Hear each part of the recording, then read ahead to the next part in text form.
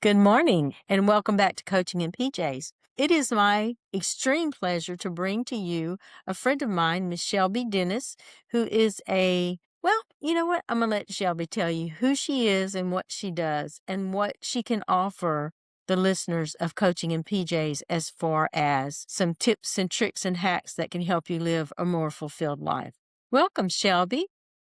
Hello, thank you for having me. I'm so happy to be here today and glad that we are getting to do this finally. And like you said, I'll just kind of dive in with who I am and where I come from. So, right now, I am a freelance coach for people with ADHD primarily. And I know that might sound oddly specific, but let me tell you a little bit about how I got there. In 2020, when the pandemic started, I was a hairdresser and the salon industry statewide was shut down. And so I had been wanting to pivot into something else for a long time, something that wasn't quite as hard on my body physically. And so I thought freelancing, specifically freelance writing, would be a blast. So I took courses, I set up a website, I did all the things you would do when you're launching a business. And then the day came that I was supposed to start reaching out to potential clients to offer my services. I was so scared of hearing the word no from a potential client that I had a panic attack. I shut my laptop, I put it in a closet for literally a year because I could not stand the idea of being told no. And I realized eventually that meant something, that was important, and I needed to examine it and figure out what was happening. A lot of steps later, I was diagnosed with AD, and a big part of ADHD is what is called rejection sensitivity dysphoria. It means that you cannot fathom the idea of someone telling you no. It makes you just crumble up into a little ball. And realizing this was such a huge affliction and something that could be overcome with the right tools and systems is what ultimately launched my entire coaching journey that I'm on now. Goodness. You know, coach people all the time with the Coaching in PJs and as an author, a writing coach. And I've noticed a lot about and talked a lot about procrastination, how procrastination comes from fear. But I had never heard of that syndrome or that rejection, whatever you just said. I'm not even going to attempt to reply, Sure. to repeat what you said. But I think it's amazing that you found the tools to help you through this, overcome it. And I'm sure you found tools to help you overcome even more things than that. And I'd love for you to unpack it a little more for us. Yeah, absolutely. So, another big part of my background is that I am a pull yourself up by the bootstraps kind of person. And I mean that as in, if I have a problem, the way that I've solved problems my whole life is I do research and I find out what I can and I learn as much as I can. Maybe it comes from having parents that were business owners themselves. But as I realized I was having this struggle, the biggest thing I kept coming back to is that I didn't want to give up on my dreams. I wanted to be my own boss. I wanted to set my own hours and be able to take time out of my day, all of the benefits that come with that. And so I started looking at what is going to make me feel safe, basically.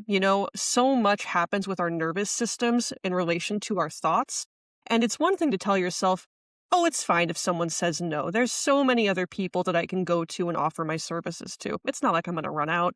That's factually true. But convincing your nervous system to not be in fight or flight is not quite as simple as that. So, learning all of this and building all of the systems, strategies that I use in my day to day work, I started to realize even more, why should other people have to do this on their own? If I've found something that works, all I want to do is enable other people to push through that fear, to get comfortable with that fear in a way and really be okay to look at it and analyze it and work with it. So that's a lot of what I do. It is yes, build your own business, get into freelancing, but it's also mindset and everything that comes with that. And I love that. I've done some videos on, the power of your words, how stress starts in the mind. And right now, that at the time that we're recording this, I'm in the middle of or almost through with 40 days of Ho'oponopono with EFT.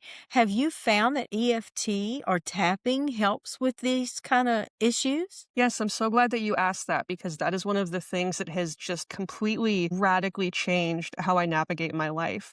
I have spent so much time doing what is called top down problem solving. Top down means you try to think your way through tough emotions and tough limiting beliefs, all those kinds of things.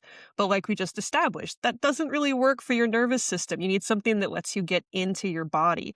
And so tapping is one of my favorite things. Just this past weekend, I really wanted to work on my fictional novel, which is something I'm doing in my downtime and free time. And I just had a difficult week, a lot of different things coming up in personal life, and I just felt so disconnected from sitting down and writing. And spending even just 5 or 10 minutes going through EFT tapping with my specific phrase that I chose for that day, it unlocked everything. 2.5 hours later, I hadn't even realized it had been 2.5 hours. Oh, that's wonderful, and that's good production on an upcoming novel. That's that's amazing, and I know I love EFT. I love the Ho'oponopono prayer too, which is where you deal with mindsets and you ask forgiveness and, clear. The thing about combining them for me is Ho'oponopono in the original prayer, she talks about clearing the subconscious emotional charge. So you're clearing it from the mind with the Ho'oponopono prayer, but you clear it from the body with the tapping. And another good thing is to just get in heart coherence. But usually it takes the tapping to calm the nervous system so you can get in heart coherence. So it all goes hand in hand. And I love that it worked so well for you with your novel. So, what are some other tips and tricks that you can share for people that might have ADHD or think they might have it? Can you give us like a few symptoms? And before you get into that, I remember as a writer, we're told you got to develop thick skin if you want to be a writer because rejection's part of the game. So, one of the ways that I do that is just like, they're lost. You're lost. Mhm. But again, that doesn't always get it out of the mind and out of the nervous system. I know that a lot of times when I'm looking at sales or like right now it's tax season and I'm looking at the amount of money I made and the amount of money I spent and I'm like, why do I keep doing this? And I do it for the love of it. I do it for the love of it. That's why I do the coaching in PJs. That's why I do a novel lunch, my writing coaching program. And that's why I do it all. And so to find ways to counterbalance or to counteract or to, flip that script. I love that. I'm gonna ask you to go ahead and just give us some ideas. Like if this was you talking to yourself or me talking to you as a coach, what would you tell me to do? I love this question. I would say one of the best pieces of advice that I give to myself almost every single day and to as many people as will hear it is the fact that having fun while you work is not immature. It's strategic. And I want to get into that a little bit too. I think that for a lot of people out there, they can work a job and they are able to stay committed to that. They feel dedicated and connected to it because they think, I need a paycheck. A paycheck, money is how I get the things that I really want in life and get to have control. And so knowing that this job enables me to do that is enough. I don't need to actually enjoy it necessarily because it sustains me. The thing is, for people with ADHD, that does not work. That could not be further from an effective strategy for us. With ADHD brains, one of the hallmarks of what we experience is that our brains don't naturally produce as much dopamine as a neurotypical brain. Dopamine is one of the feel good hormones that triggers whenever you do a good job on something or check something off your to do list. Neurotypical people get it even when they're in the middle of a process, typically. But for us, we don't. And so we need to find fun. We need to add games, puzzles, novelty, challenges to even the most basic things like emptying the dishwasher because I want clean dishes where I keep them. It just isn't interesting enough for our brains. We need something that's going to be more exciting. And it's, again, one thing to tell yourself that and say, I'm going to have fun when I work, to heck with it. But a lot of the time, there's this thought in the back of your mind saying, I shouldn't be doing this. I should be trying to work like a normal person. And that is just not ever going to be productive. Building fun into your day and recognizing that you're not being childish or immature or anything like that. You're actually leveraging your brain's biochemistry, I think is such a huge thing. And you don't have to have ADHD to leverage this too. I've encountered so many people who feel buried under years of shoulds and shouldn'ts, and they can't connect with true joy a lot of the time. So, regardless of if you listening have an ADHD diagnosis or not, I invite you to inject a little fun and just see what happens. That's wonderful. And I've often suggested that making even the most mundane things fun, you know, put some music on while you do the dishes or rehearse your affirmations or make a, talk to your angels or whatever, make it fun. And I think that I agree. I think we don't have enough fun in our lives. And I always go for scheduling it, Mhm. take some evenings off, go out dancing or, go ride a bike, walking during the day. So do you find that exercise helps the ADHD brain to calm down? Yeah, it absolutely does. That's, I think, one of the most fantastic tools for any ADHD brain. Something else that's interesting about this is that, not to oversimplify, because every person is unique in their own way, but generally speaking, new research is finding that for boys and men, ADHD shows up in the body, physically fidgety, kind of hyperactive energy. For women and girls, ADHD shows up in the brain. We get these thoughts that just go and go and go, and we don't feel physically activated, but we also can't shut our mind off. And I find that exercise is one of the best ways to clear that. If I land a coaching client, for example, and I'm really excited about working with them, which I always am, I usually go for a power walk around my neighborhood because there's nothing to really do until we have our first session necessarily. But that energy and that emotion just builds up unless you kind of pressure release it with some physical activity. Yeah. Wonderful. Wow. This is an amazing conversation. I just don't even know where to go from here or even what questions to ask. So I'm just going to invite you to just, share your heart with the listeners about staying true to yourself or staying motivated with your projects or, not giving up hope. Just kind of riff off of that for us. Yeah, absolutely. Another thing that's really big that I think deserves a little bit more credit in the ADHD strategy world is the idea of exposure therapy, basically. Mindset work and tapping, those are excellent tools when you're feeling really locked up and you can't move forward with what you need to do in that moment. But there's a little bit more than that too.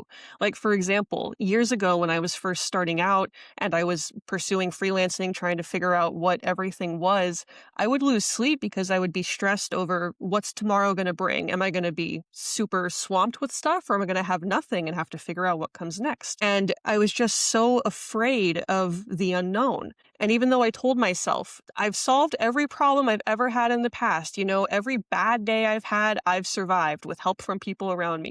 The same is true here. Until you've lived it, it's a little bit hard to really inhabit that. And so I found that hearing no from people, getting that exposure therapy, has really helped me a lot because you can believe that you're capable, you can really in your bones think that about yourself and still freeze when it's time to act. It comes down to that nervous system thing again. So, exposure therapy in tiny doses to teach yourself that you are safe, I think is great. An example that I give to the freelancers I coach is go on LinkedIn and find 10 other writers and just connect with them. Not someone that you want to have as a client, but someone who you're just saying, hey, want to be friends? No one ever says no to that. And it teaches you over time that you are safe. You can do these things. And so, yes, tapping, yes, mindset work, and yes, putting yourself out there. Oh, that's wonderful. And would you say that doing interviews like this has helped you to combat a lot of the issues that come up with the ADHD brain? I mean, the exposure therapy, like you're saying? Yeah, absolutely. I would say interviews and things like this are huge. Whether you're on a YouTube video, creating videos and Instagram reels of your own, anything like that. For a lot of people, including those of us with ADHD, talking about a subject and teaching it to someone else are some of the best ways to prove to yourself that you really know it. So if you go to just chat with a friend about a topic, work your way up to recording on something like we're doing now, that can really, again, reinforce in your brain and your body that you know what you're doing. You know what you're talking about. You're learning and growing every day, and that's a beautiful thing. You can be a work in progress and still be a work of art right now. I love that. A work in progress and a work of art. I can't think of a better way or a better place to to kind of close out the interview, is there anything else? I know you've given us some information. We'll have a blog post about this conversation on my Coaching and PJ's blog. But is there anything else you would like to add before we close out? Oh, that's a great question. Let me see. I'm going to come into my notes a little bit here and see if I've got anything here. Yes, I do actually. The last thing that I would want to say to kind of bring all of this together for everyone listening is if you've been doing all the mindset work, but you still feel stuck, you might be missing the action piece that we've talked about a lot here today. Your brain might just need different fuel than the traditional business advice you've been trying to follow so far. And the biggest thing to know is that that is not a character flaw. That doesn't mean there's anything wrong with you. It just means that now you are ready to seek out the method of learning that does work best for you. Right, and take an action. Exactly. Find that coach, find that article, find that book. Step out and do something that you were afraid to do. Take some kind of action. And what would you one real quick question before we close out. What would you add or would you add anything about following your intuition when it comes to this? Instead of, well, you need to do this or I need to do that or this what worked for me and it's gonna work for you because like you said, everybody's different. So what would you say, if anything, that intuition has plays a part in that? I would say that something that I think not a lot of people know is that the data and the research is still pretty early, but a lot of new studies have found that intuition is a real thing. They call it a gut instinct for a reason. They don't know the full connection yet. They're researching it every day, but when your gut tells you something, that's actually most often a collection of things from your subconscious kind of bubbling up. So if you feel something in your gut, even if it is, the exact opposite of what traditional advice is, that's not coming from nowhere. That's coming from signals that you have not consciously noticed, and they are often really worth listening to. Wonderful, wonderful. That's perfect. Well, thank you again, Shelby. We really appreciate you being with us here on Coaching and PJs.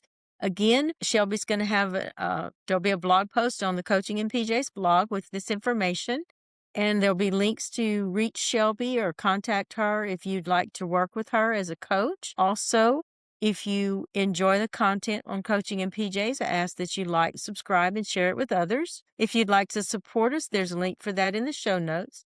If you'd like to work with me as a coach, one-on-one, my email is in the show notes.